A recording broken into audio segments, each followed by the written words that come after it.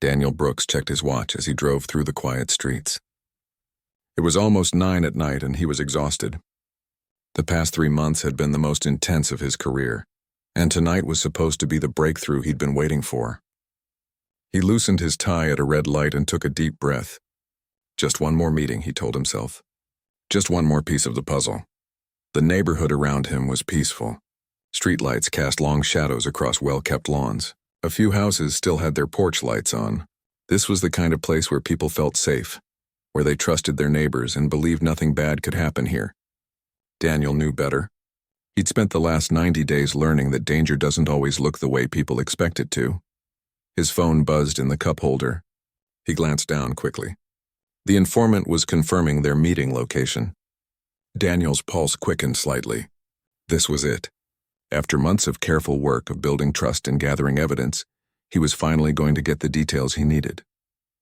The when, the where, the how, everything that would let him stop what was coming. He pressed the gas pedal gently as the light turned green. His mind was already at the meeting, already thinking through the questions he needed to ask. He was so focused that he almost didn't notice when the red and blue lights appeared in his rearview mirror. Daniel's stomach dropped. No, he thought, not now. Not tonight. He checked his speed. He was going 32 in a 35 zone. He ran through everything else in his mind. His registration was current. Both taillights worked. He'd checked them yesterday. His inspection sticker was valid. There was no reason for this stop. No reason at all, but the lights were still flashing behind him and Daniel knew he had no choice. He put on his turn signal, slowed down, and pulled to the curb. His hands were already shaking slightly, and he hated that they were. He hated that even after everything he'd accomplished in his life, even with his training and his badge and his authority, this moment still made his heart race with fear. He rolled down his window and placed both hands on the steering wheel at 10 and 2, visible, non-threatening, exactly how he'd been taught since he was 16 years old. His father had given him the talk that all black parents give their sons. Keep your hands where they can see them. Don't make sudden movements. Say yes, sir, and no, sir. Come home alive. That's the only thing that matters. Daniel had thought that once he became a federal agent, those rules might not apply anymore. He'd been wrong. The officer who approached his window didn't walk. He strutted. There was an aggressive confidence in every step, the kind that Daniel had learned to recognize over the years. This wasn't an officer coming to have a conversation. This was someone who'd already decided how this stop was going to go. License and registration, the officer barked before he'd even reached the window. His hand rested on his belt, close to his weapon. His eyes were hard and cold as they scanned Daniel's face. Daniel kept his voice calm and respectful. Good evening, officer. May I ask why you pulled me over? The officer's jaw tightened.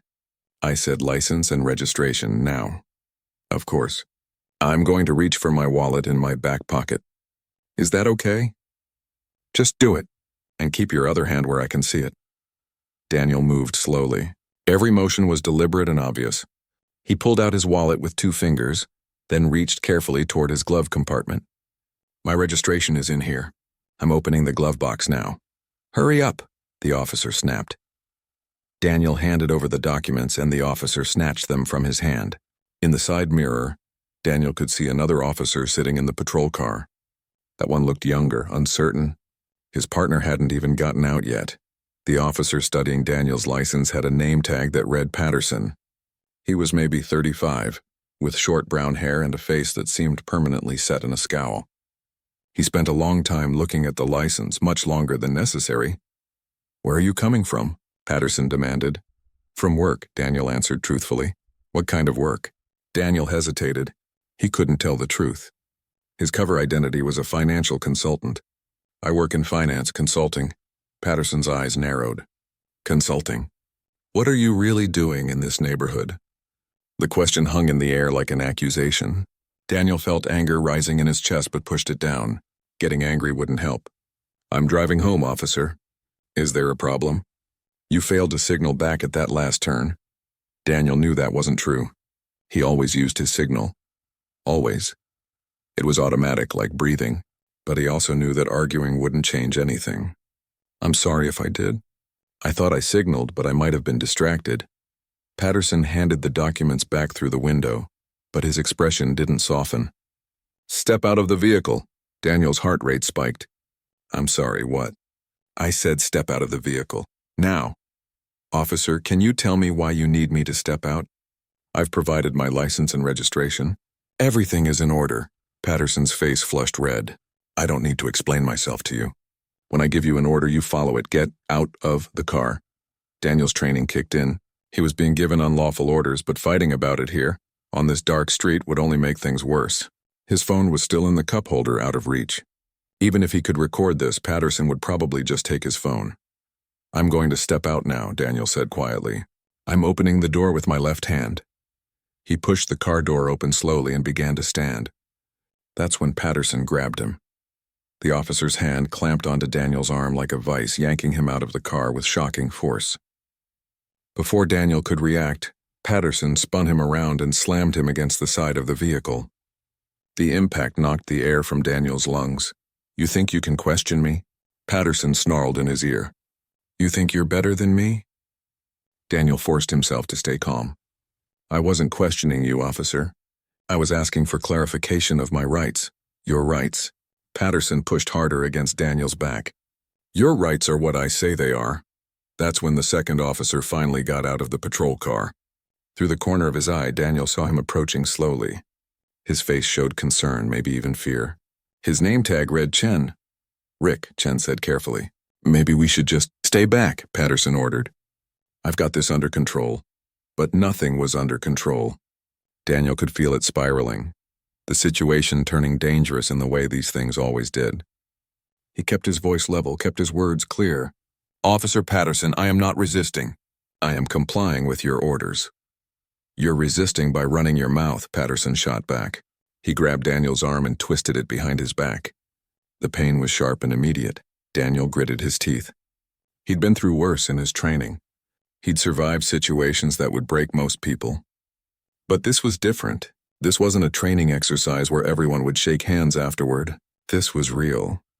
And it was happening because of something he couldn't control, something he'd been born with.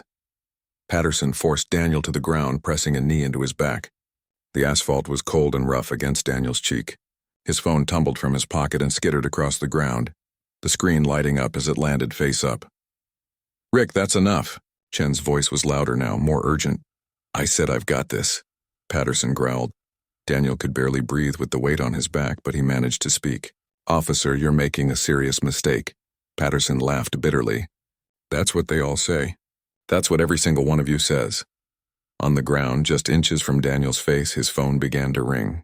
The screen glowed bright in the darkness, and Daniel could see the caller ID clearly. "Guy Director, secure line." The phone rang once, twice, 3 times. Patterson was too focused on keeping Daniel pinned to notice. But Chen had moved closer and his eyes fell on the screen. Daniel watched the younger officer's expression change from concern to confusion to something that looked like horror. The phone stopped ringing. 5 seconds passed. Then it started ringing again. Same caller. "FBI Director, secure line." Chen's voice was barely a whisper. Rick, you need to see this." "See what?" Patterson didn't even look up. "The phone. Look at his phone." Patterson finally glanced down, but he was at the wrong angle to see the screen. "So what? Everyone has a phone." Chen picked up the device carefully like it might explode. His hand was shaking as he turned it toward his partner. "Rick, look at who's calling him." Patterson squinted at the screen, still keeping his knee pressed into Daniel's back. For a moment, nothing happened. Then Daniel felt the pressure shift just slightly. Patterson's voice had lost some of its certainty. "That could be fake. Anyone can put any name in their phone. There's more," Chen said. His voice was getting higher, more panicked. He was looking at something else on the ground. His wallet fell out. "Rick, his wallet." Chen picked up the leather wallet and opened it. Whatever he saw inside made him go completely still. The color drained from his face. "Rick," Chen said again, and this time it wasn't a suggestion. It was a warning. "Rick, stop. Right now. You need to stop." Patterson finally took his knee off Daniel's back. Daniel gasped for air, his chest burning. He stayed on the ground, hands still visible, making no sudden movements. Even now, even knowing what was about to happen, he knew better than to make this worse. "What is it?" Patterson demanded, reaching for the wallet. Chen held it away from him, his eyes wide. He's a federal agent, Rick. He's FBI. The words seemed to freeze time. Patterson stared at Chen like he'd spoken a foreign language. What? Look. Chen held up an ID card. Even in the dim light, the federal seal was visible. He's not just FBI, he's Counterterrorism Division. Patterson's face went from red to white in seconds. He took a step back from Daniel, then another. That could be fake. Daniel pushed himself up slowly onto his hands and knees, then sat back on his heels. Every movement was careful and controlled. He looked up at Patterson, and when he spoke, his voice was quiet but steady. It's not fake. My badge number is 73492. You can call FBI headquarters in Washington. The direct line is on that card in my wallet. They'll confirm who I am. Patterson was shaking his head, backing away further. You should have identified yourself. You should have told me right away. Daniel stood up slowly, brushing dirt off his clothes. I tried to tell you that you were making a mistake. You didn't want to listen? Chen was staring at the ID, then at the phone, which had started ringing a third time. Sir, I think you should answer that call. Daniel took the phone from Chen's outstretched hand. He answered it on the fourth ring. Brooks here. The voice on the other end was clipped and professional. Agent Brooks, you missed your scheduled check-in. Is there a problem? Daniel looked at Patterson, who seemed to be having trouble standing up straight. There's been a situation. I'll need to file a full report. Are you compromised? That was the question, wasn't it? Daniel glanced at his watch. The meeting with his informant was supposed to start in 20 minutes. He was supposed to be collecting the final pieces of intelligence he needed. Instead, he was standing on the side of the road with two police officers who now knew his real identity. Possibly, Daniel admitted. I'll know more soon. Do you need extraction? No, but I need to file an incident report immediately. This needs to go through official channels. There was a pause on the other end. Understood. I'll have a field supervisor meet you within the hour. And Brooks? Are you hurt? Daniel touched his face where it had been pressed against the asphalt. He could feel the scrape, feel where it would bruise. I'm fine. He ended the call and looked at Patterson and Chen. Another patrol car was pulling up now, lights flashing. Someone must have called for backup. Or maybe Chen had done it quietly while Patterson was focused on the stop. A sergeant got out of the new car. She was older, maybe 50, with gray streaking through her dark hair. Her nameplate read Taurus.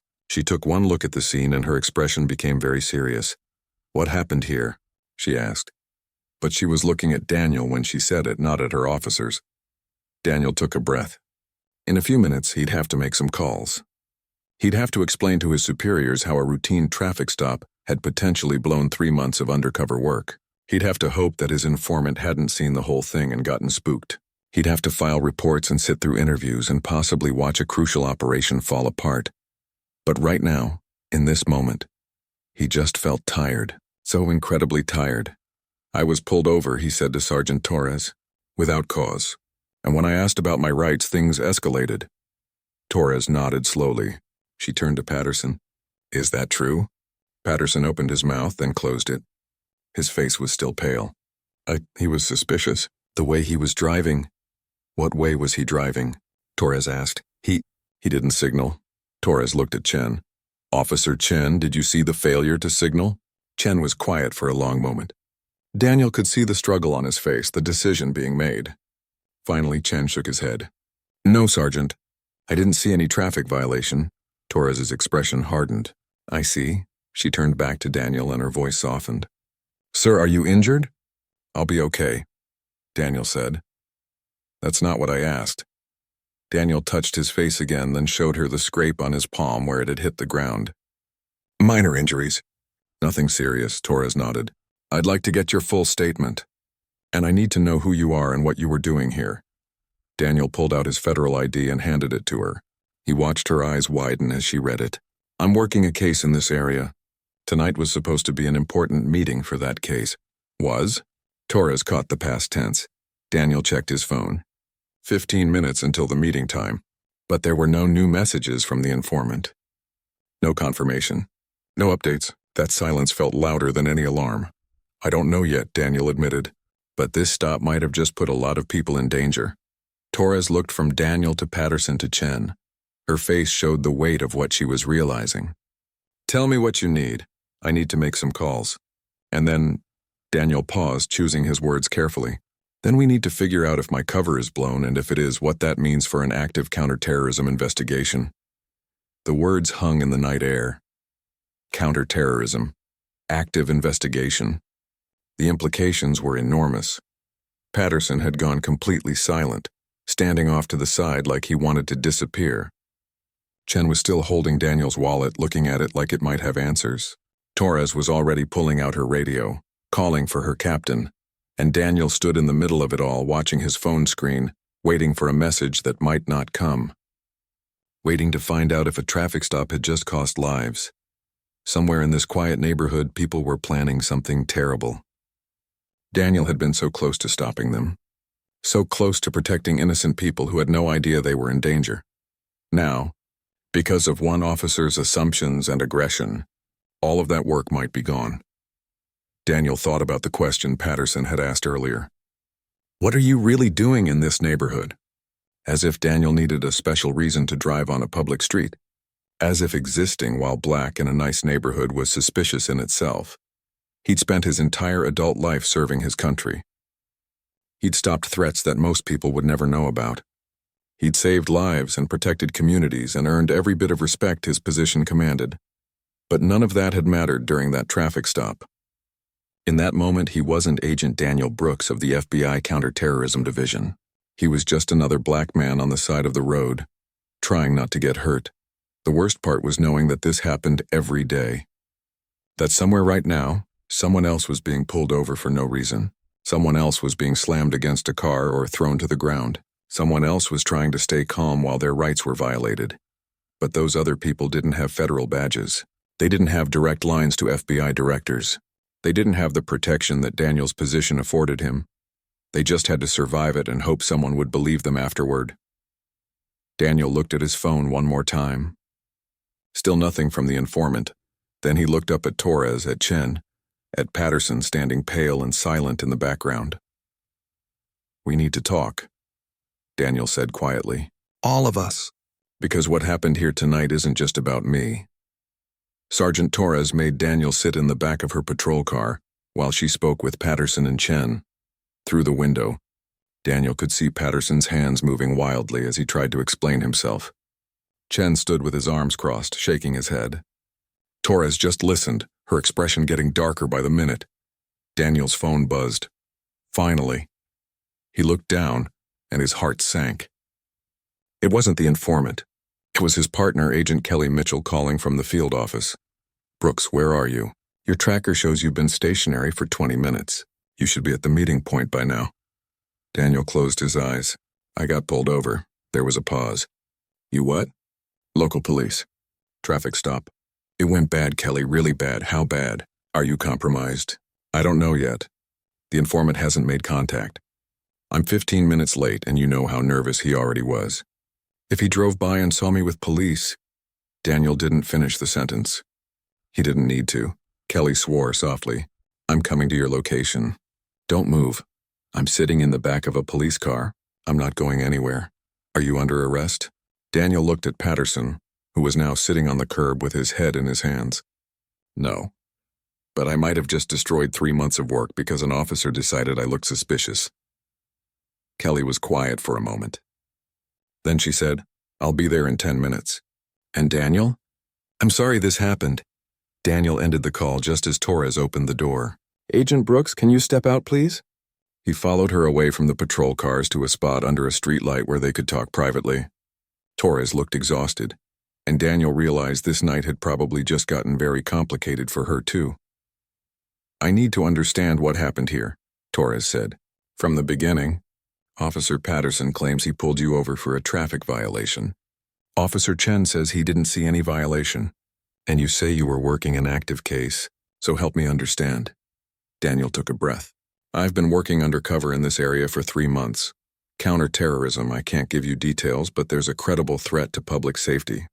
Tonight I was supposed to meet an informant who has critical information about that threat. The meeting was set for 9:15. It's now 9:35 and the informant hasn't responded to any of my messages. Torres processed this. So Officer Patterson's stop may have scared off your informant. Or worse. If the people I'm investigating saw me in police custody, They might think I've been arrested. They might accelerate their plans. They might disappear. Or they might panic and act before we can stop them. Torres rubbed her temples. Okay, let me ask you something, and I need you to be honest with me. Did you identify yourself as a federal agent during the stop? I tried to explain that Officer Patterson was making a mistake. He didn't want to hear it. Everything escalated too fast. But did you specifically say you were FBI? Daniel met her eyes. Would it have mattered? Should I need a federal badge to be treated with basic dignity during a traffic stop?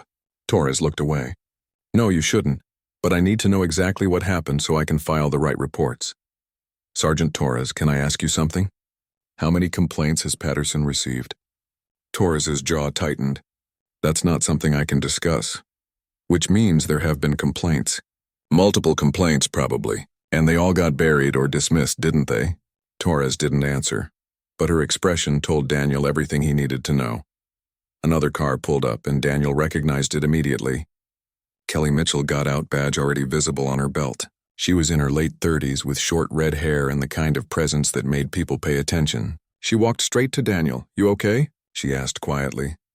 I've been better. Kelly turned to Torres. I'm Agent Mitchell, FBI. I need to speak with my partner. Torres nodded and stepped away. Kelly pulled Daniel further from the patrol cars. Talk to me. What exactly happened? Daniel told her everything. The stop, the escalation, Patterson's aggression being thrown to the ground. As he spoke, Kelly's expression went from concern to angry. He put his knee on your back? She asked. Yes. Did anyone record it? I don't know. Some houses around here might have cameras. Chen saw most of it. Kelly looked over at the young officer who was now standing alone looking miserable. Is that the one who finally spoke up? Yeah. He tried to stop it once he realized who I was. Once he realized, Kelly repeated. Not before. Not when his partner was violating your rights. Daniel understood her anger, but he couldn't focus on that right now. Kelly, we need to figure out if the operation is blown. Have you heard anything from the informant? Nothing. I've been monitoring all the channels. He's gone dark. Daniel's stomach twisted. The informant, whose real name was Tyler, had been terrified from the start. He was just a regular guy who'd stumbled onto something terrible and decided to do the right thing. But doing the right thing required courage, and courage was hard to maintain when you were scared. Seeing Daniel in police custody might have been the final straw that broke Tyler's nerve. We need to try his emergency contact number, Daniel said. Already did. No answer. Daniel wanted to punch something. All that work, all those careful conversations, building trust, gathering pieces of information, gone because of a traffic stop. Because Officer Patterson had looked at him and seen a threat instead of a person. Captain James Wilson arrived next. He was a big man in his 50s with gray hair and a weathered face. He got out of his car and immediately started talking to Torres. Daniel watched as she briefed him, watched the captain's expression grow more serious with every word. Then Wilson walked over to Daniel and Kelly. Agent Brooks, I'm Captain Wilson. I want to apologize on behalf of the department for what happened tonight. Your apology doesn't fix my investigation, Daniel said, and he heard the bitterness in his own voice. Wilson nodded slowly. You're right. It doesn't. But I want you to know we're going to handle this appropriately. Officer Patterson will be suspended immediately pending a full investigation. What about all the other people he's done this to? Daniel asked. Because I'm guessing I'm not the first. Wilson's silence was answer enough. Kelly stepped forward. Captain, we need to focus on the immediate situation. There's an active counterterrorism investigation that may have been compromised. We need to know if any civilians witnessed this stop and might report it. We need to know if there's traffic camera footage that could be accessed. We need damage control, and we need it now. Wilson pulled out his phone. I'll have my people check all the cameras in the area. What else do you need? We need you to keep this quiet until we figure out the scope of the damage, Kelly said. No press releases, no public statements? Can you do that? For now, yes. But if this becomes a civil rights issue, it already is a civil rights issue, Kelly interrupted. But it's also a national security issue. So we need time. Wilson agreed and walked away to make calls. Daniel's phone buzzed again. He grabbed it, hoping it was Tyler. Instead, it was a text from an unknown number. The message was short. Saw what happened. They're moving up the timeline. Be ready. Daniel's blood ran cold. He showed the phone to Kelly. "Is that him?" she asked. "I think so. He must have driven past and seen the stop. And now the targets know something's wrong." Daniel read the message again. "They're moving up the timeline." That meant whatever was being planned was going to happen soon. Maybe in days instead of weeks. Maybe in hours instead of days. "We need to call this in," Kelly said. "Get a full tactical team ready. We don't have enough information yet. We don't know when or exactly where. That's what tonight's meeting was supposed to tell us." Kelly's phone rang. She answered, listened, and her face went pale. "When, are you sure?" She ended the call and looked at Daniel. "That was the field office. They've been monitoring communications. There's increased chatter from known associates of our targets. Something's happening." Daniel tried Tyler's emergency number again. This time someone answered. But it wasn't Tyler's voice. It was deeper, older. "Who is this?" the voice demanded. "I'm looking for Tyler," Daniel said carefully. "Is he available?" "Tyler's not here." "Who are you?" Daniel made a split-second decision. "I'm a friend. He was supposed to meet me tonight, but he didn't show up. I'm worried about him." There was a long pause. "Listen, whoever you are, Tyler's scared. He saw something tonight that spooked him bad. Said he can't do this anymore. Said it's too dangerous." "Did he say what he saw?" "Something about police and arrests. He thinks the people he's been worried about know he's been talking. He's hiding out now, won't tell me where. Says he's leaving town as soon as it's safe." Daniel's heart sank. "Can you give him a message? Tell him I wasn't arrested. Tell him I'm okay and I still need his help. People are in danger. I don't know if he'll listen, man. He was pretty shaken up. Please. Just try." The line went dead. Daniel lowered the phone and looked at Kelly. "He's gone." Tyler saw the stop and panicked. "He thinks I was compromised," Kelly swore. "So we're back to square one. We know something's being planned, but we don't know what or when." "Not square one," Daniel said. "We know more than we did 3 months ago. We know who the key players are.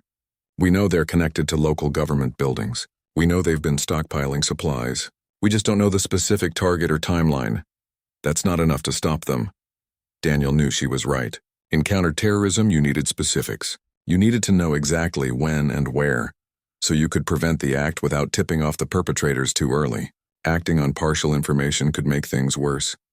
Behind them, Patterson was being put into the back of Captain Wilson's car. The officer looked broken, like he'd suddenly realized the weight of what he'd done. Chen stood nearby and Daniel caught his eye. The young officer walked over slowly. "Sir, I want to apologize," Chen said quietly. "I should have stopped it sooner. I should have spoken up before it got that far." Daniel studied him. Chen looked young, maybe late 20s. His face showed genuine regret. "Why didn't you?" Chen struggled with the answer. "I don't know. Fear, maybe. Patterson's been on the force for 8 years. I've only been here for 2. He's always been like this and nobody ever calls him on it. I don't know what I thought. That it was just how things were done, I guess. And now?" Daniel asked. "Now I know better. Now I know that staying quiet makes me just as guilty." Kelly was watching the exchange with interest. "Officer Chen, did you see the entire stop?" "Yes, ma'am. From the beginning." "Would you be willing to give a detailed statement, not just to your department, but to federal investigators?" Chen nodded without hesitation. "Yes, whatever you need." Daniel felt something shift. Maybe this night wasn't a complete disaster. Maybe something good could come from it after all. "Officer Chen, how many other stops like this have you seen Patterson make?" Chen looked uncomfortable. "A lot. Maybe a dozen in the time I've been his partner." "And did those stops follow the same pattern?" "Most of them, yeah. He'd find a reason to pull someone over, usually someone black or Latino. Then he'd escalate things until he could justify using force or making an arrest. A lot of times nothing would come of it. No charges, no citations. Just the stop and the intimidation." Torres had walked over and was listening. Her face showed anger but also sadness. "Chen, why didn't you report this before?" "I tried once, ma'am. Went to my sergeant. He told me that Patterson was just thorough, that I'd understand better once I had more experience. He made me feel like I was the problem for questioning it." Torres closed her eyes for a moment. "That sergeant retired 6 months ago. I wish you'd come to me." "I'm sorry, Sergeant. I really am." Daniel's phone buzzed again. Another message from the unknown number. "Can't meet. Too dangerous.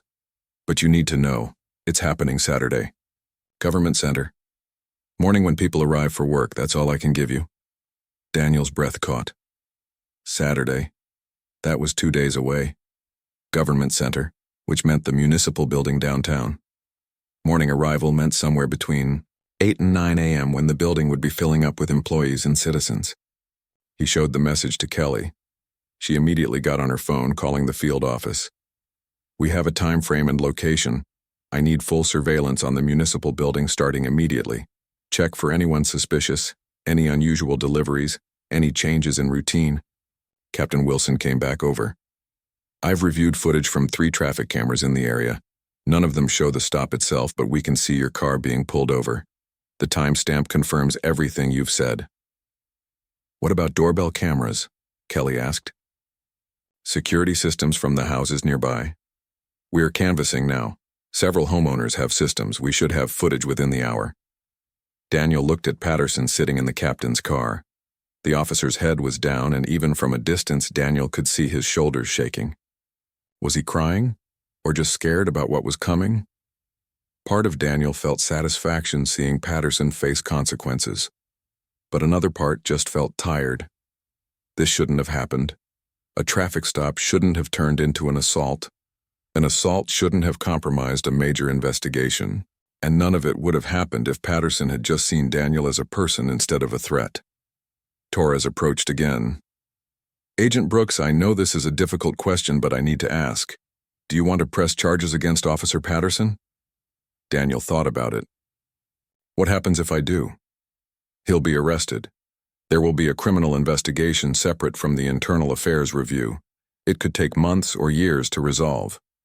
And if I don't? He'll still face department discipline, likely termination, but no criminal record. Daniel looked at Patterson again. Then he thought about all the other people Patterson had stopped. All the people who didn't have federal badges. All the people who'd gone home shaken and scared and angry, with no recourse and no justice. I want to press charges, Daniel said, but not for me. For everyone else he's done this to, because I have the power to see this through, and they didn't. Torres nodded. I understand. I'll start the paperwork. Kelly finished her call and turned to Daniel. The director wants to see us, both of us, tomorrow morning, first thing. What about the operation? We have people watching the government center now, and we're reaching out to all our contacts, seeing if anyone else has information about Saturday. But Daniel, you need to prepare yourself. The director might pull us off this case. Why? We're the ones who've been working it. Because you're now a witness in a civil rights case. Because your credibility might be questioned in court. Because this whole thing is about to get very complicated. Daniel felt anger rising in his chest. So Patterson doesn't just compromise my investigation, he might end my career. Not your career. But this case, maybe. We'll fight it. But you need to be ready. A news van turned onto the street. Then another. Somehow word had gotten out. Reporters were already setting up cameras, already looking for the story. Captain Wilson saw them too and cursed under his breath. How did they find out so fast? Someone always talks, Torres said. This is going to be a circus by morning. Daniel watched the reporters getting ready. By tomorrow, his face would be on the news. The story would spread, and the people he'd been investigating would know for certain that there was a federal agent watching them. We need to move fast, Daniel said to Kelly. We have less than 48 hours. If they see me on the news, they might move the timeline up even more, or they might scatter and try again later, somewhere we can't predict. So what do you want to do? Daniel made a decision.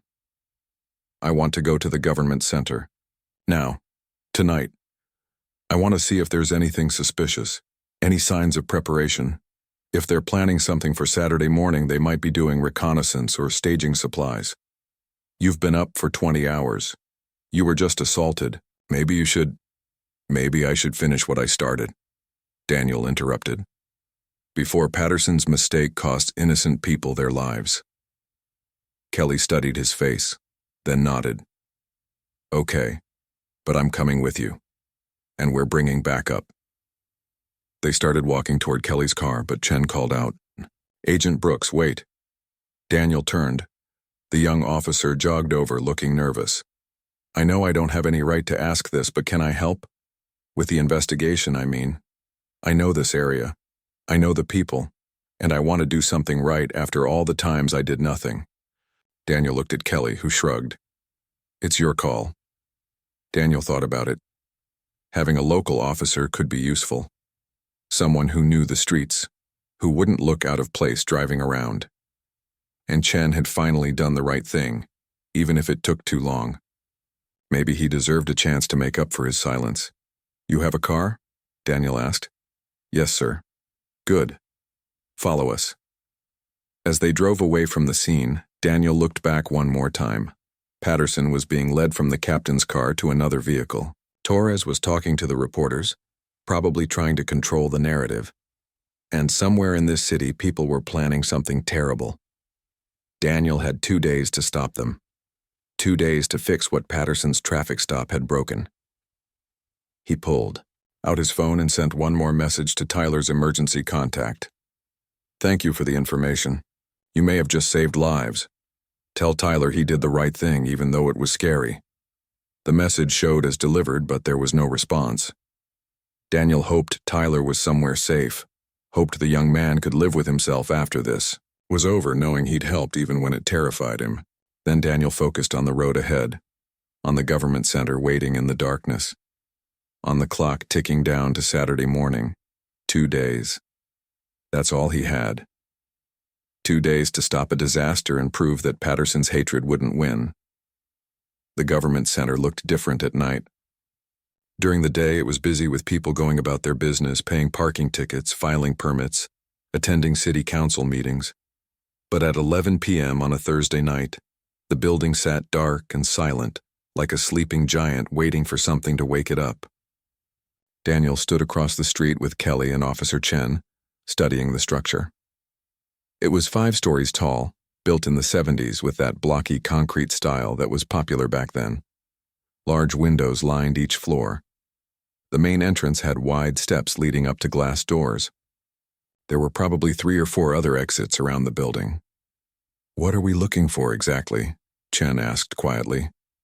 Anything unusual? Kelly said. Signs of forced entry, vehicles that don't belong, people who shouldn't be here. Think of it like putting together a puzzle. We need to find the pieces. Daniel walked closer, staying in the shadows.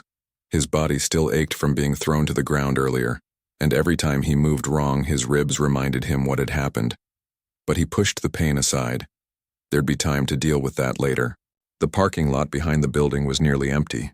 Just 2 cars, probably belonging to security guards working the night shift. Daniel made note of both license plates, and Kelly took photos with her phone. They'd run the plates later to confirm who owned them. There, Daniel said, pointing to the side of the building. See that door? Kelly and Chen looked where he was indicating. One of the side entrances had a piece of tape over the lock. It was the kind of thing most people would miss, but Daniel had been trained to notice small details. Someone had taped the lock to keep the door from latching completely. It would look closed, but anyone who knew it was there could open it without a key. That's not supposed to be there, Chen confirmed. That door should be locked tight after business hours. They crossed the street carefully, staying alert. As they got closer, Daniel could see the tape more clearly. It was black electrical tape, nearly invisible against the dark door frame. Professional. Someone who knew what they were doing. Kelly tried the door. It opened silently. She looked at Daniel and he could see the concern in her eyes. This was real. Whatever was being planned, this was part of it. We need to call for backup, Kelly said. Not yet, Daniel replied. If we bring in a bunch of federal agents now, the people watching this building will know we're onto them. We need to see what's inside first, document everything, and then we can decide on next steps. Chen pulled out his flashlight. I'll go first. I'm in uniform. If anyone sees us, they'll think it's just a security check. They entered the building single file, Chen leading the way. The hallway was dark except for emergency exit signs casting a faint green glow. Their footsteps echoed on the tile floor despite trying to walk quietly. Daniel's heart was pounding, all his senses on high alert. The first floor looked normal. Offices for the city clerk, the tax assessor, public works. All the doors were locked, no signs of disturbance. They climbed the stairs to the second floor, moving slowly and carefully. That's where they found the first anomaly. One of the storage closets had a new padlock on it. Not the standard city-issue lock that was on all the other closets. This one was heavy-duty, the kind you'd use on a storage unit or a shed where you kept valuable tools. That's not right, Chen whispered. These closets don't usually have padlocks, just regular key locks. Kelly took more photos, making sure to capture the lock from multiple angles. Can we open it? Chen shook his head. Not without bolt cutters. That thing's serious. Daniel examined the lock more closely without touching it. Someone didn't want anyone getting into this closet. The question is what they're hiding inside. They continued through the building, checking each floor methodically. On the third floor, they found another taped door lock.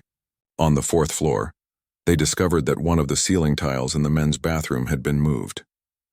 It was subtle, just slightly out of alignment with the others, but Daniel noticed it immediately. "Boost me up," he said to Chen. The young officer laced his fingers together and lifted Daniel high enough to peer into the ceiling space. What he saw made his blood run cold. There was a bag up there, black canvas, roughly the size of a backpack.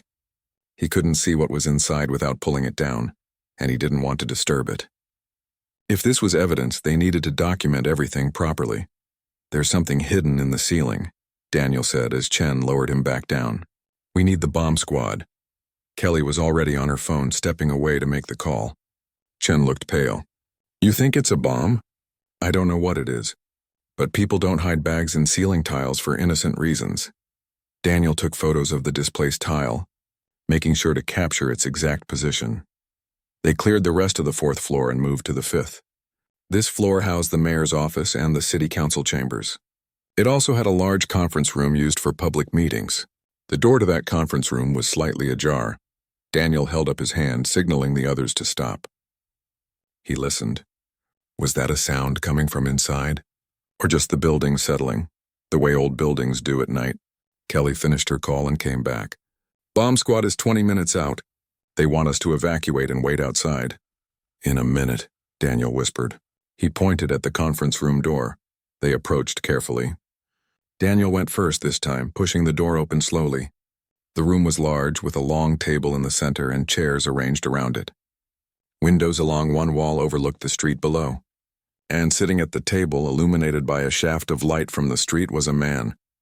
He was young, maybe 25, with short dark hair and a thin build. When he saw them, he jumped to his feet, knocking his chair backward. His eyes were wide with panic. "Don't move," Chen said, his hand going to his weapon but not drawing it. "Police, let me see your hands." The young man raised his hands slowly. "I'm not doing anything wrong. I work here."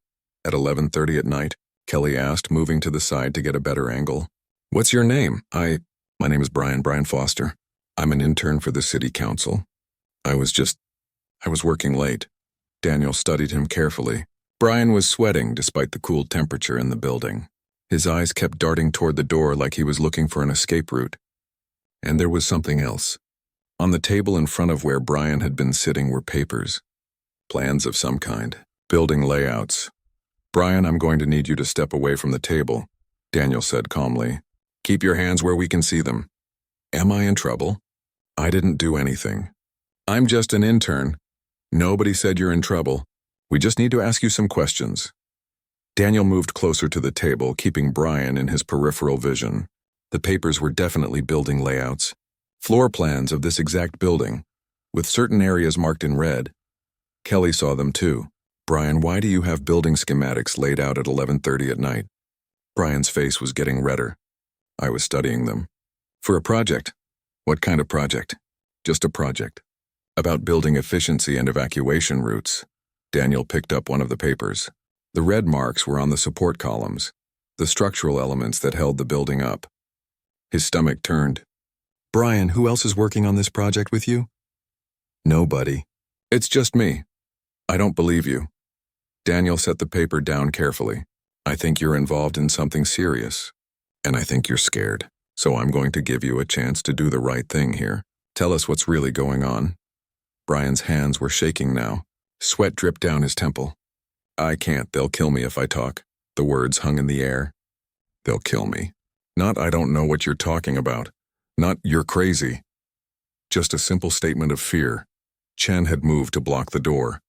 Kelly had her phone out, probably texting the field office, and Daniel stood facing Brian, this scared young man who'd gotten himself mixed up in something he probably didn't fully understand. "Brian, listen to me," Daniel said softly. "I know you're afraid. But people are going to die if we don't stop what's being planned. Whatever they told you, whatever they promised you, it's not worth innocent lives. You don't understand. They said it would just be a statement. They said nobody would get hurt. They lied to you," Kelly said. "Whoever they are, they lied. Buildings don't fall down without people getting hurt. And those marks on the support columns? That's not a statement. That's mass murder." Brian's legs seemed to give out. He sank back into his chair, his face in his hands. Oh God, what have I done?" Daniel pulled out a chair and sat across from Brian. He kept his voice gentle, non-threatening. "You can still fix this. You can still save lives. But you have to tell us everything. Right now. Who's involved? What's the plan? Where are the explosives?" "I don't know about explosives," Brian said through his hands. "I just gave them access to the building. I taped the locks. I put a bag where they told me to put it. But they said it was just smoke bombs. They said it was to disrupt a meeting to make a point about government corruption." "What bag? The one in the ceiling on the 4th floor?" Brian nodded miserably. "They gave it to me yesterday. Told me exactly where to put it. Said it would release smoke during the morning meeting and force an evacuation. Nothing dangerous, just smoke." "Who are they, Brian?" "I don't know their real names. I met them online, in a chat room about government accountability. They said they wanted to expose corruption. They said they needed someone on the inside. Someone with access." Brian looked up, his eyes red. "I thought I was doing something good. I thought I was helping expose bad politicians."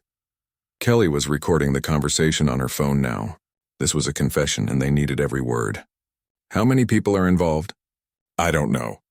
I only met 2 of them in person. A man and a woman. They used fake names. The rest were just usernames in the chat room." "Describe them," Daniel said. "The man and woman. Everything you remember." Brian described a man in his 40s, average height, with a beard and glasses. The woman was younger, maybe 30, with blonde hair and a scar on her left hand. It wasn't much, but it was something. Kelly was already texting the descriptions to the field office. "When did you last have contact with them?" Daniel asked. "Tonight. About an hour before you got here. They told me to come check on the bag, make sure it was still in place.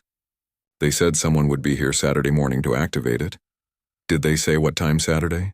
8:30, right when the city council meeting starts. There's supposed to be a big crowd. People coming to protest a new development proposal." Daniel's mind was racing. A big crowd. A protest. Maximum chaos and confusion. If there really were explosives and not just smoke bombs like Brian had been told, the casualties could be enormous. Chen spoke up from his position by the door. "There's a development proposal for that old industrial area on the east side. It's controversial. A lot of people are opposed to it. The council's voting on it Saturday morning. How many people usually show up for something like that?" Kelly asked. "Could be 100. Could be 200. It depends how organized the opposition is." Daniel looked at Brian. "Did they mention anything about the protest? About targeting protesters specifically?"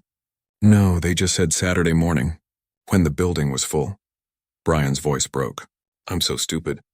I'm so incredibly stupid. They played me. They used me." "Yes, they did," Daniel said.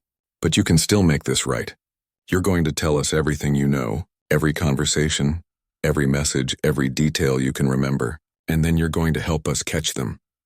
Footsteps echoed in the hallway. The bomb squad had arrived, along with more FBI agents. Kelly went to brief them while Chen stayed with Brian. Daniel stood and walked to the window, looking out at the city below. Somewhere out there, people were sleeping peacefully in their beds. They had no idea how close they'd come to disaster. If Patterson hadn't pulled him over tonight, if Tyler hadn't sent that warning message, if they hadn't decided to check the building, Saturday morning would have been a tragedy. But it wasn't over yet. They had the bag in the ceiling, but they didn't have the people behind this. They had Brian, but he was just a pawn. The real threat was still out there, and now they knew the authorities were onto them. Captain Wilson arrived with Sergeant Torres. They'd been monitoring the police radio and heard about the situation. Wilson approached Daniel, his